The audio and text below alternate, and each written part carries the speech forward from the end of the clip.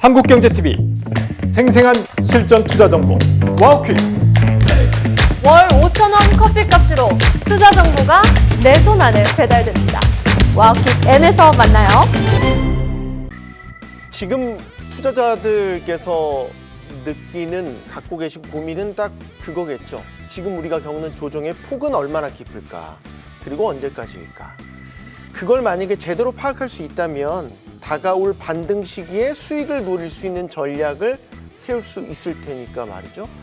자, 더 프리미어 강관우 대표에게 그 전략을 한번 물어보도록 하겠습니다. 강 대표님, 2주 만에 나오셨습니다. 네. 2주 사이에 많은 일들이 있었어요. 그러게요. 네. 아주 변동성이 심하네요. 자, 지금 가장 궁금한 게 그겁니다. 이 조정 언제까지 계속 이어지지? 언제나 얼마나 더 깊게 조정이 나올까? 지금 그 고민들을 다 똑같이 하고 네. 계세요. 지금 이제 우리가 11월 중순에 와 있지 않습니까? 네. 이제 12월 이제 산타랠리를 지금 기대할 판인데 오히려 시장은 지금 반대로 자꾸 가고 있고 계속적으로 뭐 AI 관련돼서 버블이 있는 거 아니겠느냐, 성장주의 고평가 그런 게 있는 게 아니겠느냐 하고 있는 와중에 경제 지표들에 대한 이제 불확실성 뭐 이런 것도 있고 제일 큰 거죠.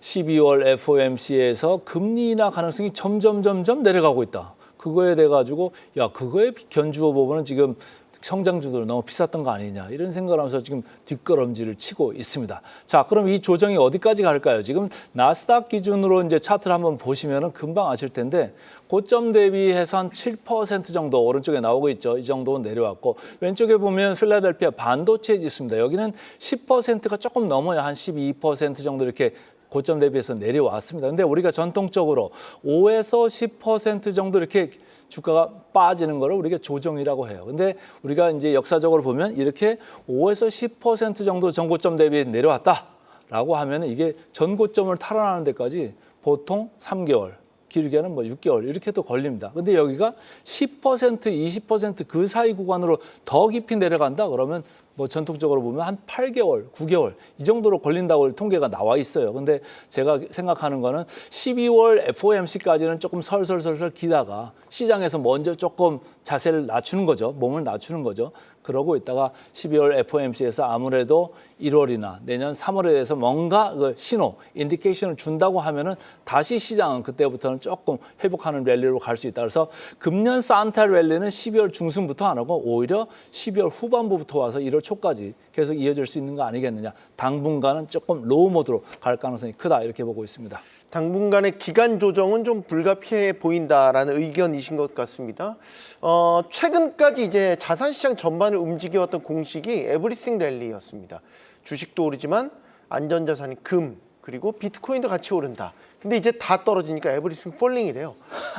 에브리싱 랠리가 끝난 거는 이게 우리한테 시사하는 바가 뭐겠습니까? 이게 유동성이 이제 다 들어갔다가 또 한번 쭉 빼는 이 기간이 지금 도래한 것인지 아니면 예전처럼 위험자산과 안전자산이 서로 상호 보완하는 정상적인 정상화 과정을 받고 있는 것인지. 정상화가 되는 게 제일 좋죠. 에브리띵 랠리라고 했을 때 그 자체가 저는 말이 안 된다고 생각했어요. 뭐 믿을 게 없다고 생각하니까 그냥 뭐 자산이라고 하면 뭐든지 지금 쫓아가는 그런 랠리를 먼저 보였잖아요. 그게 조금 비정상이었던 것 같고 조금 그거를 조금 이제 경계하는 그런 모드가 지금 발동된 거 아니겠느냐. 그래서 비정상의 정상화가 이렇게 이어지고 있는 가운데 금하고 비트코인도 예전에는 조금 방향이 같이 가는 느낌이었다가 최근에는 완전히 달라요. 느낌이 완전히 달라요. 둘 다 조정은 받는데 금은 뭐 너무 급하게 달린 그런 느낌이 있었죠. 그래서 조금 조정을 받는 그런 그림을 왼쪽에서 저희가 보실 수가 있습니다. 그래서 트라이언스당 뭐 4,071불 여기까지 내려왔습니다만 오른쪽에 비트코인은 완전히 다른 얘기죠. 과거에는 비트코인이 뭐 이거 좀 안전한 느낌? 이런 생각으로 사람들이 많이 대했다고 하면 이제는 뭐 10만 불 선을 깨고 내려온 이 시점에서는 야 이거 뭐 기술주나 비트코인이나 뭐 다른 게 없는 거 아니냐? 상관관계가 예전에는 별로 없는 것 같이 느껴졌다가 이제는 야 상관관계가 보통 높은 게 아니다. 이거 지금 도망가야 되는 거 아니냐? 오히려 안전자산으로 가야 되는 거 아니야? 지금 조정 시기가 확실히 맞는 거 아니야? 이런 의심들이 많기 때문에 이제 비트코인으로 가 있는데 성장주 쪽이 조금 이제 내려가면서 우리가 도망갈 때가 이렇게 제한적이다. 금 같은 데는 조금 먼저 내려왔고 지금 안정적인 그런 차트 모습을 보이고 있습니다만 비트코인으로 도망가기는 조금 그렇다 이런 생각입니다. 네, 중요한 우리 투자자들의 투자 심리가 매우 불안하다는 거죠. 그러니까 이제 변동성도 큰 이런 흐름으로 나타나고 최근에 이제 빅스 그러니까 공포지수가 급등했다는 소식도 계속해서 들려오고 있습니다.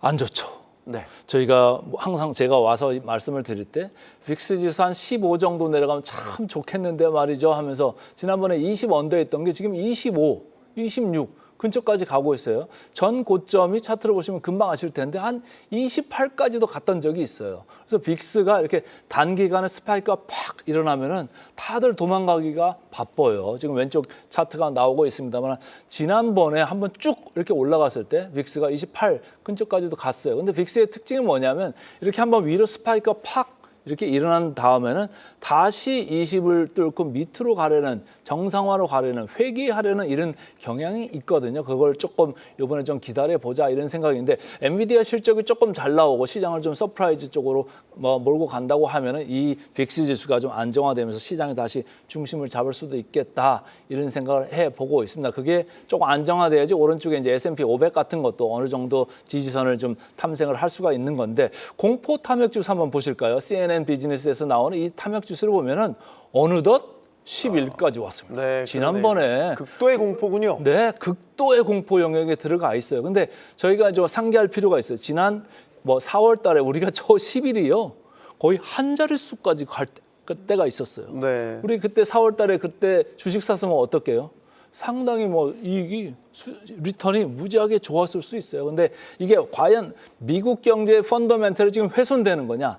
AI 기업의 펀더멘털이 훼손되는 거냐? 그게 아니라고 보면 사실은 지금 현금을 한 뭐 10%, 30% 갖다가 이제 그 투자할 생각으로 조금 타이밍을 봐줄 때도 됐다 이런 생각을 개인적으로 해보고 있습니다. 그래서 극도로 탐욕갈 때는 저는 도망가라고 이런 말씀들을 많이 드렸는데 극도로 공포로 간다? 그러면 오히려 자금을 투입할 그 생각을 해보는 것도 괜찮지 않을까 이렇게 보고 있습니다. 자, 이 모든 이 공포 조정의 시작 그리고 끝이 될 수도 있는 엔비디아가 이제 드디어 디데이 실적 발표 다가왔습니다. 엔비디아와 함께 또 우리가 주목해서 봤던 건 이제 사실 마이크론 이야기도 많이 해주셨죠. 네. 칩 회사인 마이크론 테크놀로지는 또 다른 빅테크와 다른 주가 흐름을 보일 수 있다라고 그랬단 말이죠. 최근엔 근데 좀 동반부진한 모습을 보이고 있기는 해요.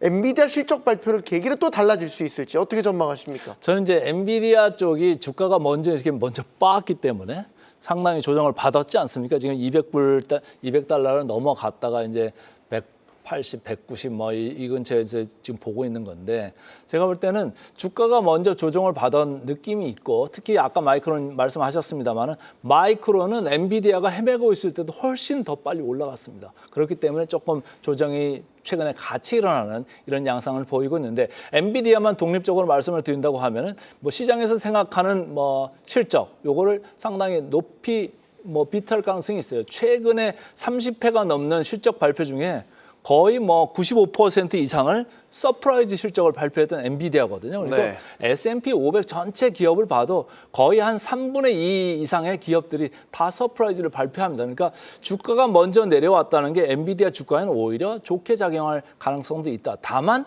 가이던스를 좀 제시를 잘해야 돼요. 실적은 실적인 거고 앞으로 가이던스를 좀 잘 제시를 해야 되는데 뭐 최근 나온 뉴스면 5천억 달러 뭐 AI 칩 이런 얘기도 나왔습니다만 주가가 움직이지는 않았어요 일단. 근데 어쨌든 가이던스를 그런 거 숫자까지도 아니면 미국 뭐 사우디하고 지금 뭐 MOU 딜 같은 거 한다는 뭐 얘기도 있지 않습니까? 1조 달러 규모 이런 게 만약에 가이던스에 들어와서 시장에다 던져진다 그러면은 상당히 이제 반향을 일으킬 수가 있어요. 그러면 다시 미국 시장도 중심을 잡고 올라갈 수가 있다 이런 생각인 거고 엔비디아가 어떻게 가느냐에 따라 가지고 이제 마이크론조차도 따라갈 가능성이 큽니다. 근데 마이크론하고 엔비디아는 조금은 다르죠. 마이크론은 기존의 HBM 가지고 우리가 막 주가가 달리고 있었는데 HBM으로 테크 마이그레이션이 가면서 캐파가 좀 부족해지고 있어요. 그러니까 전통 디램들의 가격 공급 여력이 좀 제약되고 있다. 그렇기 때문에 D램 가격도 지금 많이 올라가고 있어요. 삼성전자, 하이닉스도 마찬가지인 거거든요. 그래서 제가 볼 때는 엔비디아도 좀 올라가겠지만 되팀에 있어서는 마이크론이 더 강할 수 있다. 저는 그렇게 보고 있습니다. 그 이번 어닝 시즌에 빅테크들의 실적 발표가 있었고 대부분 괜찮았는데 주가가 좀 많이 갈렸잖아요. 그 갈렸던 게 사실 뭐 예를 들면 메타, 구글, 메타는 꽝이었고 구글은 알파벳은 괜찮았고 네. 이제 이게 지금의 그 AI 거품론과 연결되는 거는 AI 산업으로 얼마나 수익을 낼 수 있는지를 증명하라고 이제 그러게요.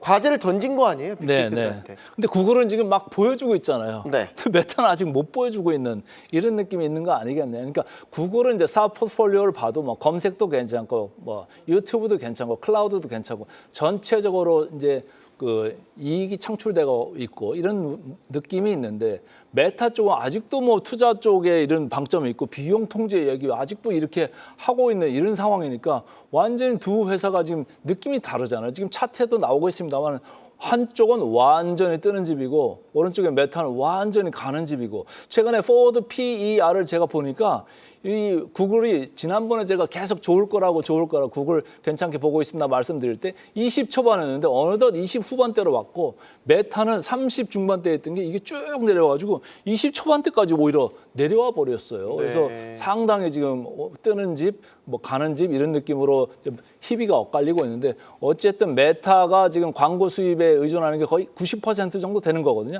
근데 구글 같이 지금 하지를 못하고 있다. 그러니까 투자자들이 지금 구글 쪽으로 계속 가고 있는 거 아니겠느냐 이렇게 보고 있습니다. 최근에 이제 기술주들이 뭐 조정을 세게 받는 편이니까 상대적으로 이제 대형 빅파마들의 주가가 좀 강해 보이는 흐름이었어요. 네. 좀 주목하고 계시는 빅파마들 주가 어떤 게 있습니까? 저는 뭐 어제도 이게 강세를 조금 보인 느낌이 있는데 머크나 뭐 존슨앤존슨 뭐 이런 게 지금 대안주로 지금 나타난 거 아니겠느냐 이런 생각이에요. 네. 테크가 갈 때는 바이오나 뭐 빅파마들이 그렇게 이제 두각을 내는 경우가 있는데 테크가 조금 쉬다 보니까 자금들이 저쪽으로 순환돼서 간다 이렇게 보는 거예요. 머크 최근에 보면 이거 약간 성장형 빅파마 아니겠습니까? 근데 우리나라 빅파마들하고 우리나라 이제 제약주들하고 달리 여기들은 포워드 PER이 11배 정도밖에 안 됩니다. 상당히 싸지요. 근데 존슨앤존슨 같은 경우는 성장형보다는 안정형, 배당 중심형, 좀 그런 느낌이 있습니다. 그러니까 지금 시장이 약간 디펜시브하게 방어적으로 가는 입장에서는 뭐 이런 11배의 아주 저평가된 머크를 본다든지 아니면 안정, 성장형의 배당형주, 존슨앤존슨 이런 걸 보려고 하는 투자자들이 많아지고 있다. 그만큼 지금 AI 쪽에 대해서 물음표가 많아서 이쪽 비파마를 보고 있는 게 아니겠느냐 이렇게 보고 있습니다. 당분간은 뭐 한 달 정도는 이쪽이 강할 수도 있으니까 꼭 염두를 하시면 좋을 것 같습니다. 네. 자, 이제 엔비디아 실적 D-Day가 밝아오고 있습니다. 더 프리미어 강간호 대표와 이야기 나눠봤습니다. 감사합니다. 고맙습니다.